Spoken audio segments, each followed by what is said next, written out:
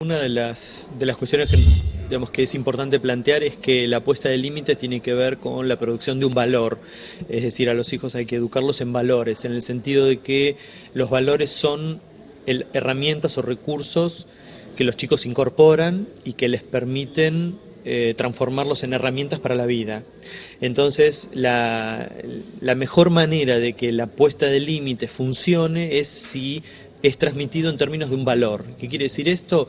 Que a los hijos hay que limitarles sus conductas vinculadas a una necesidad de satisfacerse inmediatamente, que es muy de esta época, ¿no? Todo es para ayer, todo es inmediato, todo tiene que ser de una manera rápida. Y los padres, una de las funciones más importantes que cumplen es poder limitar esa necesidad que los chicos tienen de satisfacerse inmediatamente. Pero no deben limitarlo a partir del castigo, en el sentido de que no se trata de castigar a los hijos porque se portan mal.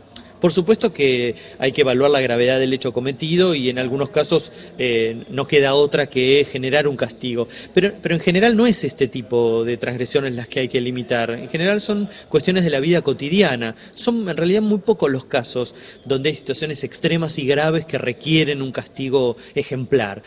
El castigo simplemente sirve para limitar una conducta, pero no es un aprendizaje en sí mismo, porque es del orden de lo punitivo, es una cuestión por el castigo mismo. En cambio, si el límite se transmite como una cuestión de aprendizaje, en el sentido de trabajar con ese hijo la toma de conciencia de la transgresión del hecho, la reparación del hecho cometido, implementar acciones que le permitan a ese hijo reparar ese daño y tomar conciencia.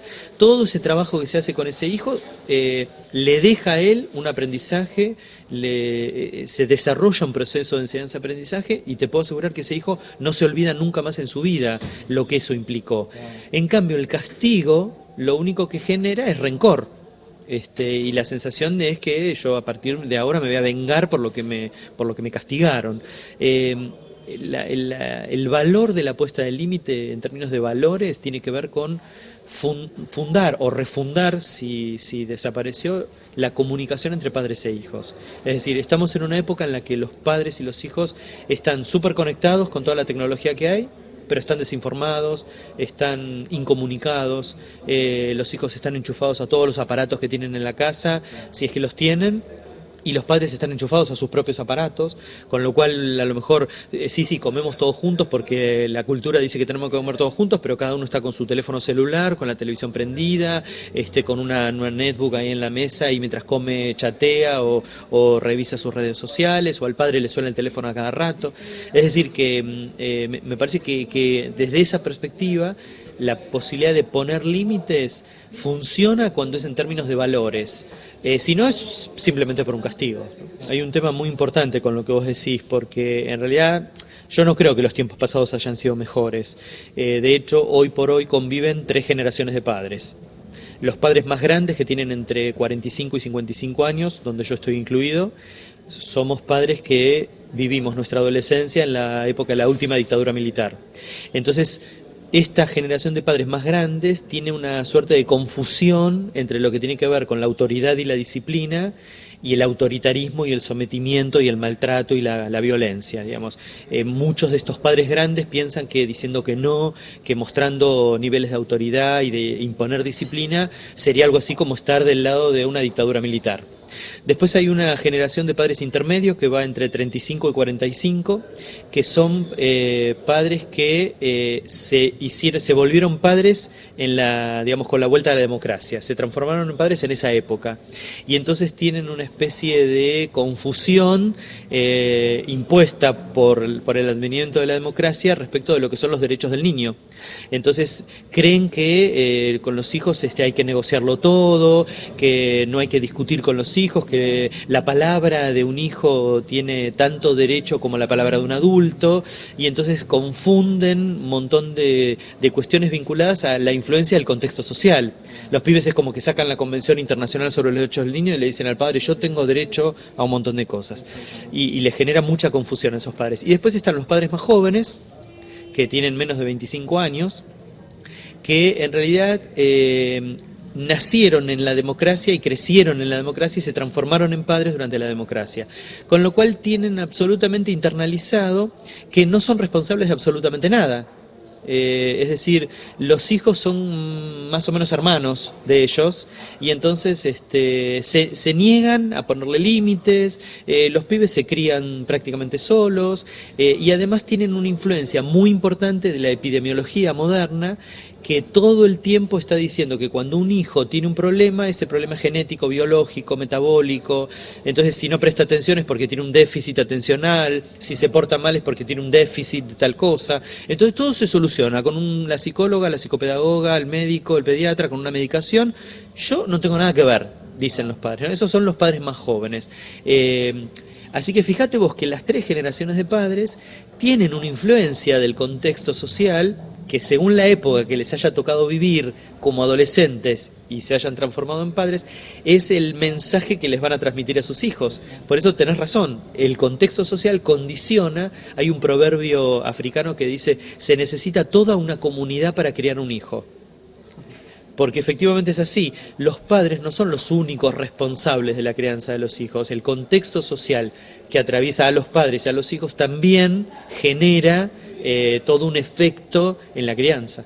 Tenemos un problema que es que en la Argentina fue derogada entre el 1997 y 2003 el sistema disciplinario de amonestaciones. Fue derogado como medida disciplinaria.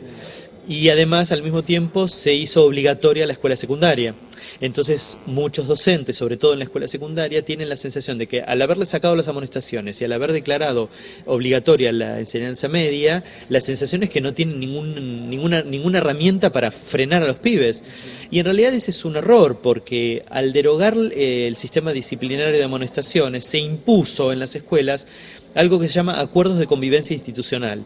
Los acuerdos de convivencia institucional debieran estar integrados por diferentes actores dentro de la escuela, padres, alumnos, docentes, todos tienen que participar en la construcción de normas institucionales.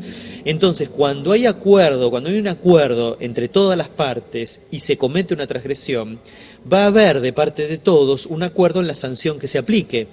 Cuando los acuerdos de convivencia solamente tuvieron de protagonistas a los docentes, los padres, como no participaron de eso, se desentienden de esas cuestiones y le echan la culpa a la escuela. Y entonces, en lugar de hablar de violencia en las escuelas, se habla de violencia escolar, como si la violencia fuera propia del sistema educativo, como si no le pertenece a la sociedad la violencia, ¿no? Entonces, el secreto está en que cuando se desarrollan normas de convivencia, participen todos los actores dentro de la escuela, los alumnos, los padres y los docentes, de tal manera que cuando alguno de los 3 cometa una transgresión, tengan que atenerse a las normas que justamente en el consenso de todos se formularon. Entonces, si yo participé en esa normativa, yo después no voy a poder decir, yo no tengo nada que ver, yo no sabía, yo no entendía. Entonces, ahí cobra una dimensión mucho más eficaz que ponerte 24 amonestaciones al punto de tener que echarte de una escuela. Eso es una cuestión de castigo que no es ningún aprendizaje. O sea, le ponen 24 amonestaciones y ¿qué? Si los pibes te miran y te dicen, ¿y a mí qué me importa? Échame. Si los chicos han perdido el sentimiento de pertenencia dentro de las escuelas, a los chicos no les importa estar en la escuela, es más, no quieren estar en la escuela. Imagínate cómo compite la tecnología, ¿no? Un pibe que tiene su teléfono celular, la computadora, la televisión, la PlayStation, está no sé cuántas horas de su día enchufado a esos aparatos y después tiene que estar 4, 6 u 8 horas frente a un maestro con una tiza y un pizarrón que le habla todo el tiempo. ¿Qué pibe puede querer estar en un contexto así? Al contrario, yo voy a generar toda la problemática posible como para que me echen, como para que no me dejen estar ahí, como para que... ¿Entendés? Empieza a ser un contrasentido eso. Los estamos obligando a estar en un contexto en el que de verdad ellos no quieren estar, porque se aburren, porque les parece inútil, porque realmente estamos en una época en donde los docentes se muestran con muy poca vocación para soportar lo que implica el proceso de enseñanza-aprendizaje, los padres se desentienden absolutamente de todo lo que hace a la responsabilidad de la crianza, entonces están en un tira y afloje entre docentes y padres y los pibes quedan en el medio, dando vuelta, mirando para el medio huérfanos, ¿no? Aunque tengan padres, y en realidad tratando de hacer lo que pueden, con lo cual yo diría casi no se les puede echar mucho la culpa, ¿no? Porque están viviendo un mundo en el que en un mundo en donde los adultos se disputan de quién es la culpa, de quién es la responsabilidad, quién se hace cargo. Y en el medio, viste, es como un tironeo en donde el pibe cae en el medio y hace lo que puede. y en general lo que puede es ponerse violento.